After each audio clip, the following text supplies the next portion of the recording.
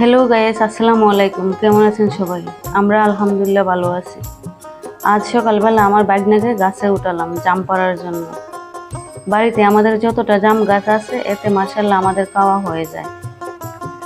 সেই সকাল থেকে রাত পর্যন্ত সারাদিন গাছ থেকে টুকটাক জাম পড়তেই থাকে। আর মাশাআল্লাহ এবার গাছে ভালোই জাম এসেছে। প্রচণ্ড গরমের মধ্যে আমার বাগনা গাছে উঠতেই চায়নি, অনেক জোর করে গাছে উঠালাম।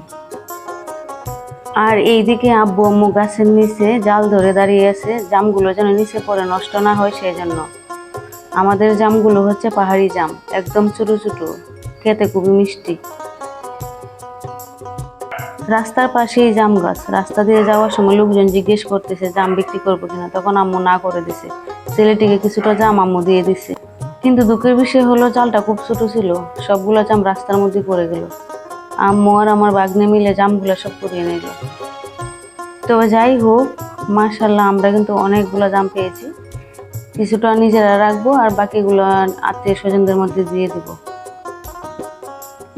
ভিডিওটি ভালো লাগলে লাইক করে যাবেন। আজকে এই পর্যন্তই। আল্লাহ হাফেজ।